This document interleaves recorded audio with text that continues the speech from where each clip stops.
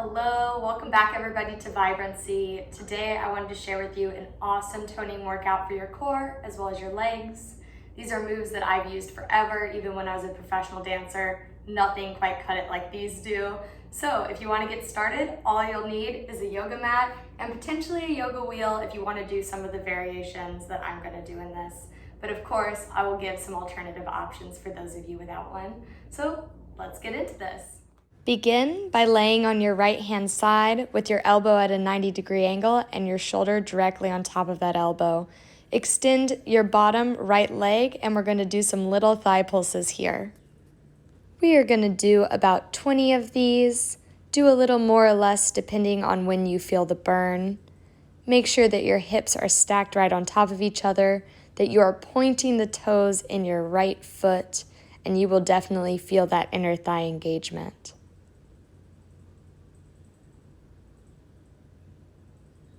Pull up through your side body. Make sure you aren't letting those ribs sink down.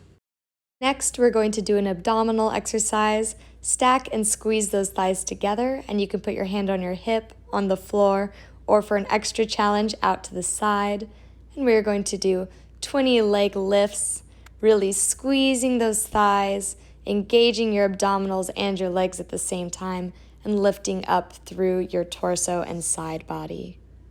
This one is definitely a challenge, so do not get discouraged.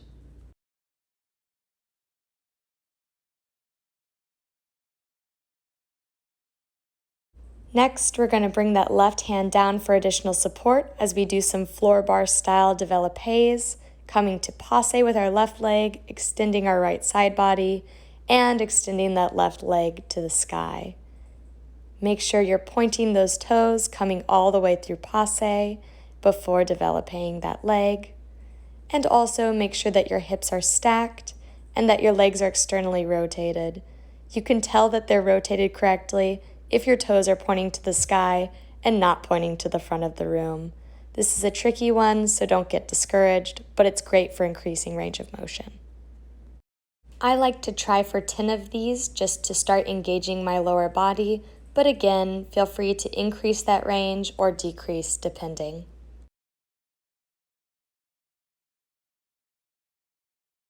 Next, we're going to work those abductor muscles and glutes on the left leg. So stack your hips, support your right side, and you can have your hand out or you can have it on your hips or on the floor. And we're just going to pulse that left leg up and down while pointing those toes. I also apologize for my gremlin feet, but this is what happens when you go to get the male barefoot. So PSA for those at home. And we're going to shoot for about 20 of these. These are so effective. I've built my glutes doing these, and it's great for getting your body engaged, especially if you're going to externally rotate your legs for ballet. Now we're going to do 20 circles. These are small circles. It's not about how big they are, but it is about doing a lot of reps. That's when you really feel that burn.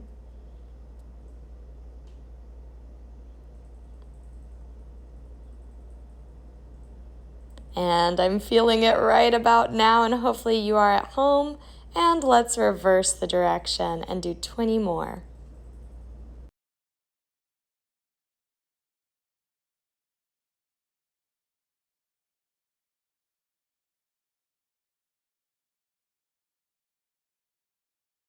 Next, we're going to sit up and bring our legs to a small straddle, pointing those toes and really extending those legs. Make sure that your hands can touch the floor. If not, use a yoga block. Pull back those shoulders and pulse those legs up. This targets the abs like no other. Those lower abs can be a little tricky, and this definitely gets them firing. And you could always use a yoga block, a stack of books, or you could also use a yoga wheel. This just helps bring the surface that you're pushing down on a little higher.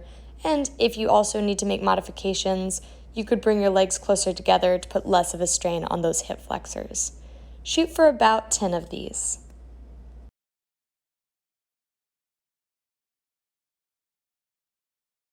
So next, we're going to put that yoga wheel away for a second and come down onto our left side and repeat all of the exercises we just did.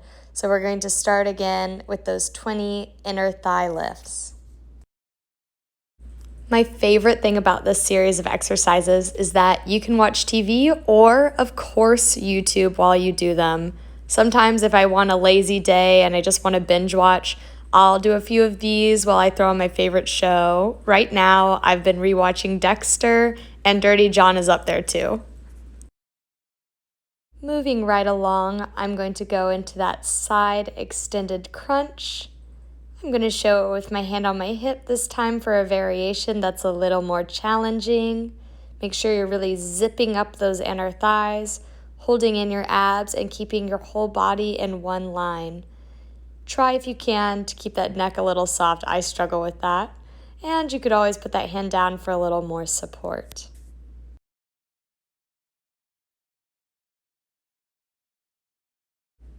Next, we're going to do those floor bar développés using our right leg this time, drawing it all the way up through passe before extending and really pointing those toes.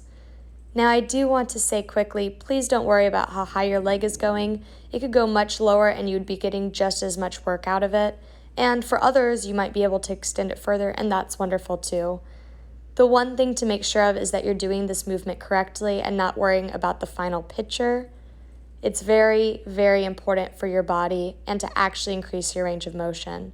You need to actually do the movement correctly.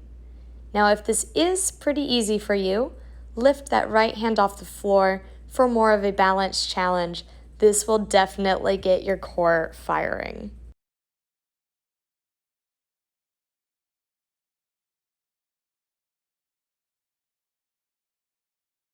Moving right along, we're going to do that abductor and glute exercise on our right leg. Now really push down through your shoulder in all these exercises to make sure you aren't crunching into your neck or sinking down into that rib cage. And keep those pulses small and really precise.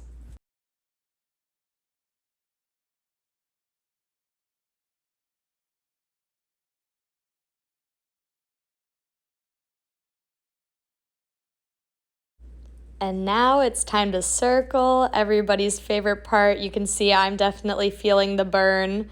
And don't get discouraged, just keep going. The more you push, the more it burns. As long as it isn't pain, that is getting you towards your goals and where you want to go. So don't give up. We are getting so close to the end.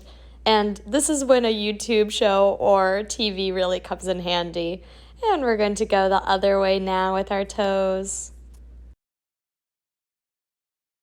And don't worry, after this exercise, remember we get a glute break, but we do not get off too easy because we are going to do those lower abdominal exercises again.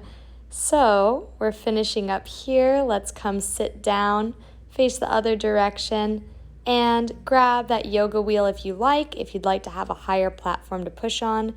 Or, of course, you could put your hands on the floor, and we're going to do those leg lifts. As much as possible, don't try to crunch your body. Don't try to round your back. There will be some natural rounding, but try to keep it to a minimum and pull those shoulder blades together.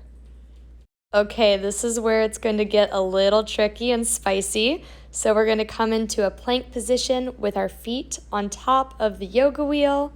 Make sure that that yoga wheel is in line with your body. Bring the tops of the feet onto it. We're going to extend to a plank position. Shoulders over our wrists and our body in one line.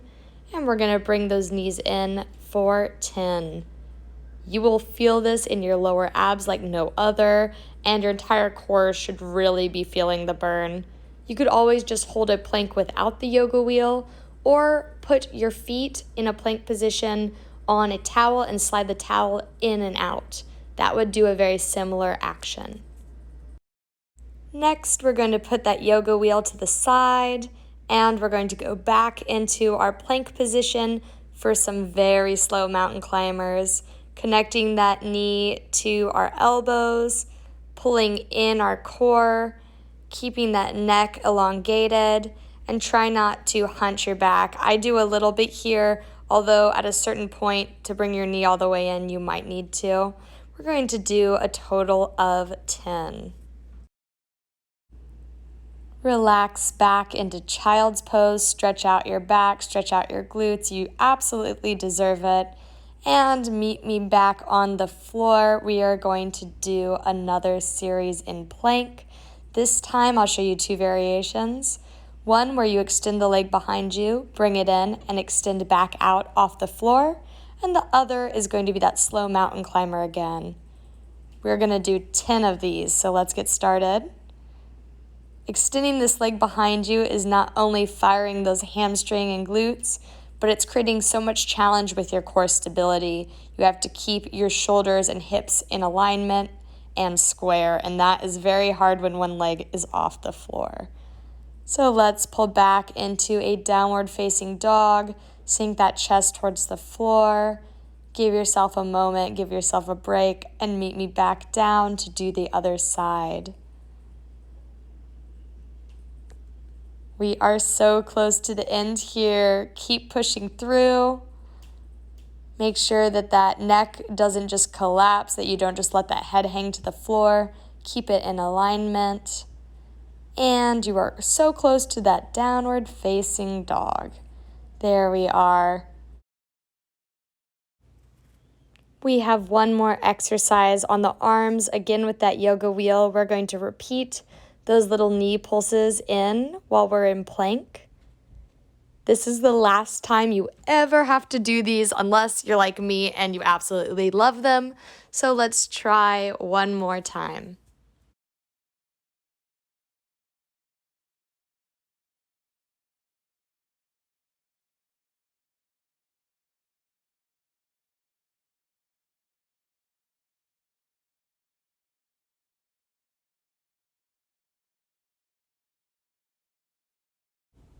Finishing up here, we're going to do a little extra challenge.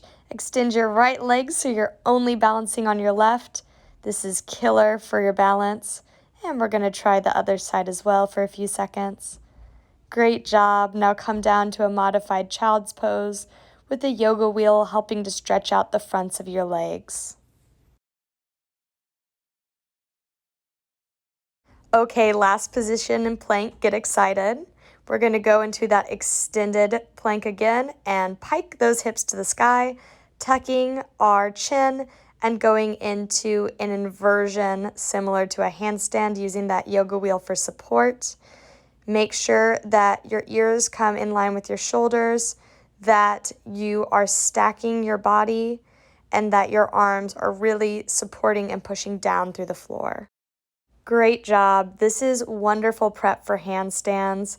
And of course, if that is too much, you could always just do a plank to a downward facing dog, which I will show now. This will also work those shoulders and your abs. So no worries if you do not have a yoga wheel or if that's just a bit too much for your practice right now.